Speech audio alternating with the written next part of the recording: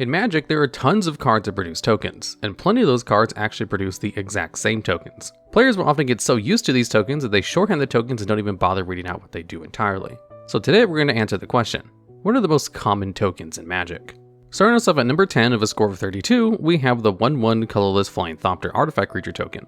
Quick FYI, flying is a keyword that makes it so the creature can't be blocked except by creatures with flying or reach.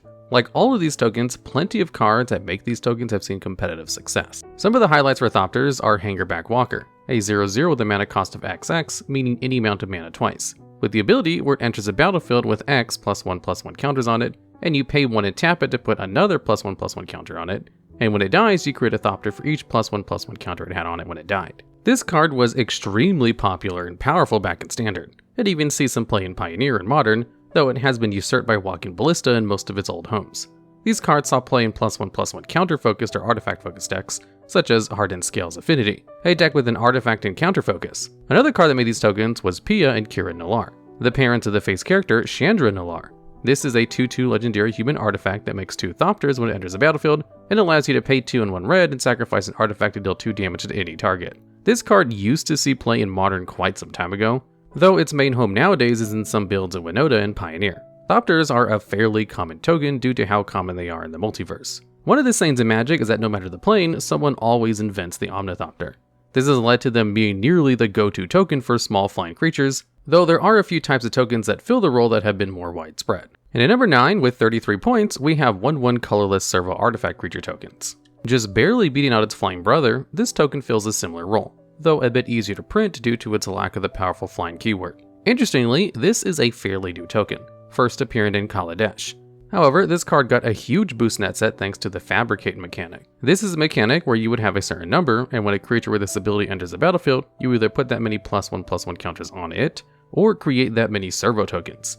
There were quite a few notable cards with the keyword, as well as a few notable cards that could make servos. Angel of Invention is a 2/1 angel with a mana cost of 3 and 2 white. With flying, lifelink, meaning any damage it deals allows you to gain that much life, and vigilance, meaning attacking doesn't cause it to tap. It had Fabricate 2 and the ability where other creatures get +1/+1. This card didn't do anything at the time of its release, but then a card called Godpharaoh's Gift came out, a 7-mana artifact that gives you a 4/4 version of a creature in your graveyard with haste every turn. You could cheat the card out with cards like Gate to the Afterlife or Refurbish, allowing you to get tons of value off of cards like Angel, who had great abilities but underwhelming bodies. Another card that saw competitive play was Shram's Expertise, a sorcery that costs 2 and 2 white. It creates 3 1/1 servos and then lets you cast a spell in your hand with a mana value of 3 or less for free.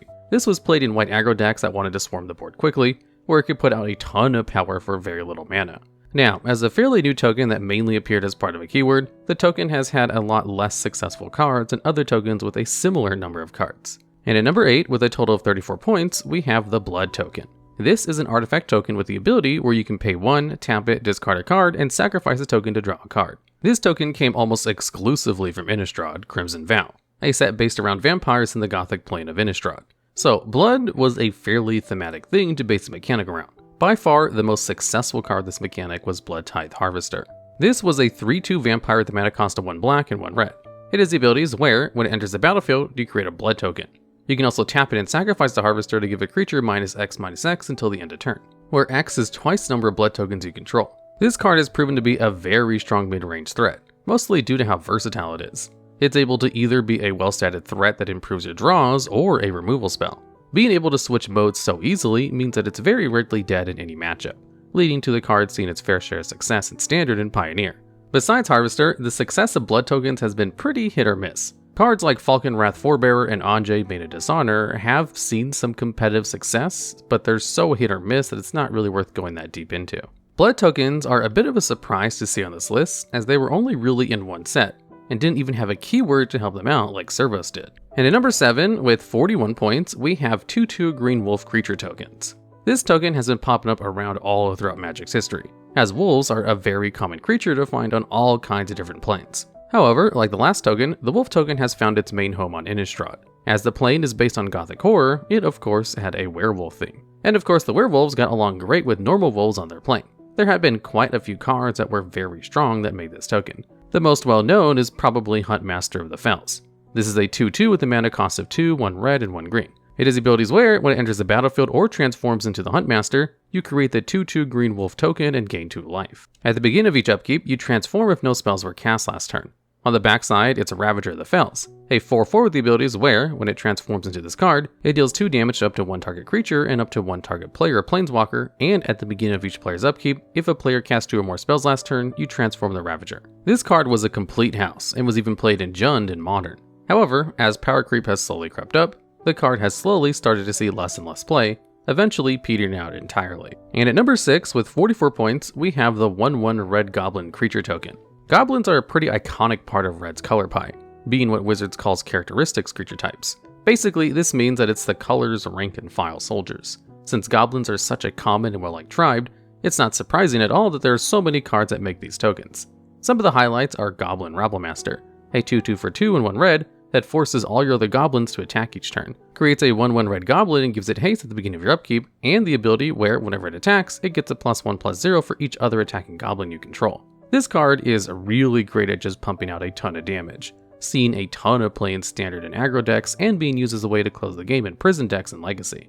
Another great card that makes these tokens is Siege Gang Commander, a 2/2 with a mana cost of 3 and 2 red.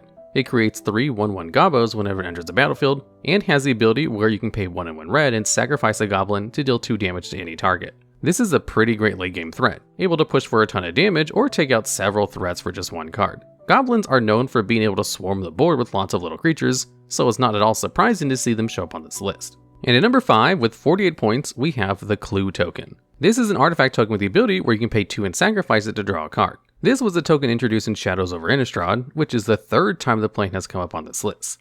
This isn't important, it's just kind of interesting the plane has so many tokens associated with it. Anyway, clues were a great way to add a card to draw without making it broken. Having to pay 2 extra mana to draw a card is kind of the perfect cost for the effect to be very strong, but not overly broken. There have been quite a few cards that create clues that have seen play. The Tireless Tracker is a 3/2 with a mana cost of 2 and 1 green with the abilities where, whenever a land enters a battlefield under your control, you investigate or create a clue token, and whenever you sacrifice a clue, you put a +1/+1 counter on it. This card was just a really great mid-range threat, seeing play in Standard, Pioneer, and Modern. The ability to draw you a card every time you play a land was extremely powerful, even if you had to pay 1 extra mana for it. It growing each time you did was just icing on the cake. Besides Tracker, the other best clue cards weren't quite as impressive, though they were still very strong. In particular, Thraben Inspector sticks out as being a surprisingly great 1-mana threat. This is a 1-mana 1/2 that investigates when it enters the battlefield. Despite how simple this effect is, it was enough to let the card see consistent play in Standard, Pioneer, and Pauper to this day. Clues were a fairly well-liked mechanic, so we may see Wizards return to the theme in a later set, adding to its score even more. And at number 4, with 63 points each, we have the 1/1 White Flying Spirit and the 1/1 White Soldier creature tokens. These are both very common tokens that can appear on basically any plane, therefore in basically any set. Both of these tokens have appeared in a variety of sets throughout the history of the game. Some notable cards are Elspeth Sun's Champion and Lingering Souls. Elspeth is a planeswalker with 4 starting loyalty and a mana cost of 4 and 2 white. She has a +1 where you make 3 1/1 white soldiers, or you can -3 her to destroy each creature with a power 4 or greater. Or you can -7 her to get the emblem with creatures you control get +2/+2 and have flying. This card was a complete house back in Standard, and was pretty format defining while she was in rotation. There were quite a few decks whose game plan was just trying to live long enough to put Elspeth in play and win with her. On the side of spirits, we have Lingering Souls. This is a sorcery with a mana cost of 2 and 1 white. It is the effect where you create 2 1/1 white flying spirits, and it also has flashback for 1 and 1 black. This allows you to cast it from your graveyard for the flashback cost, but then you exile it afterwards. This card was very strong in Standard, and even saw play in Modern in decks like Mardu Pyromancer before the banning of Faithless Looting. Now, an interesting note is the fact that this card is the highest any white token is on this list, which is surprising since white is known for creating creature tokens. However, in addition to 1/1 white soldiers, white also makes 1/1 white human soldiers and 1/1 white human warriors. If you added all 3 of these nearly identical tokens together, it would take the second spot on this list. But since white's card pool is split amongst making these 3 slightly different kinds of tokens, it only gets to the number 4 spot. And at number 3 with a score of 77, we have the 1/1 Green Saproling creature tokens. Saprolings are actually part of a sub-theme of cards. Basically, you have the Thalids, fungi that interact with Saprolings. They usually get a spore counter each turn and can remove spore counters to make Saprolings, but they have tons of other synergies as well. On top of all these Thalids, Saprolings are also just the go-to token for green if they want to make small creature tokens. Considering how creature-focused green is, there are quite a few of these cards. Some notable cards include Verdant Force, an 8-mana 7/7 with the ability where you create this creature token during each player's upkeep, both yours and your opponent's. This, for a long time, was one of Green's biggest big beaters. A 7/7 was an impressive stat line, and it was hard to get around all those 1/1s that it made. The tokens could easily go from attacking you to push out even more damage, or blocking to protect the Verdant player.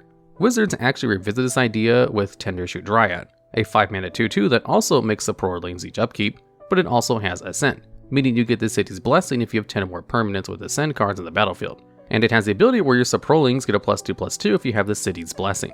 This card was a little less successful, only seen some playing Standard. Despite being very common, Saprolings are one of the less successful tokens on this list. And at number 2, with 92 points, we have the 2/2 Black Zombie Creature token. Zombies are Black's characteristic creature type, so like Goblin, Black cards make zombies all the time. Unlike most other colors, Black is fairly unanimous in what kind of tokens to make, with seemingly most of their cards that make tokens specifically making zombie tokens. Some notable cards that make this token are Bridge from Below, an enchant with the mana cost of 3 black. It is the ability where whenever a creature you control dies, if it's in your graveyard, you make a zombie, and whenever a creature your opponent control dies, you exile it from your graveyard. This card was incredibly broken, as it just gave you a ton of value without asking you for any of your mana, or even for you to actually draw the card. This card even got banned in Modern due to how problematic it was. Another great card that makes these tokens is Colorless, Trader of Get. This is a 3/4 legendary vampire warrior with a mana cost of 2 and 2 black. It has lifelink and the abilities where, if a non-token creature an opponent controls would die, instead you exile it and create a 2/2 black zombie creature token. You can also pay 2 and 1 black and sacrifice a zombie or another vampire to put 2 +1/+1 counters on Colorless. This card was really good in any mid-range black deck, as everything it did was great. It gave you extra bodies, stopped death triggers on your opponent's cards, and even gave you some extra life. I can go on even longer, but we should move on to the most commonly produced token in Magic. And at number 1, with 177 points, we have the Treasure token. This is an artifact with ability where you can tap and sacrifice it to add 1 mana of any color. There was a bit of discourse on Magic Twitter about how Wizards was printing too many treasure cards, and honestly I thought it was kind of overblown at first. But after scrolling over and counting 177 different cards, I'm starting to believe them more. This token is also actually fairly new, first appeared in Ixalan. This token is extremely flexible and useful. Treasures can let you slam a threat into play a turn earlier, or help you pool all your mana for a huge combo on a later turn. There are obviously tons of crazy cards that make your treasures. Dockside Extortionist is a 2-mana creature that makes you a treasure for each artifact or enchantment your opponent controls. In Commander, this card will usually make a ton of mana, instantly catapult you to a winning position on a lot of board states. Another notable card was Goldspan Dragon, a 5-mana 4/4 with flying and haste. It has the abilities where, whenever it attacks or becomes a target of a spell, you create a treasure, and it makes all your treasures better by letting you crack them for 2 mana instead of 1.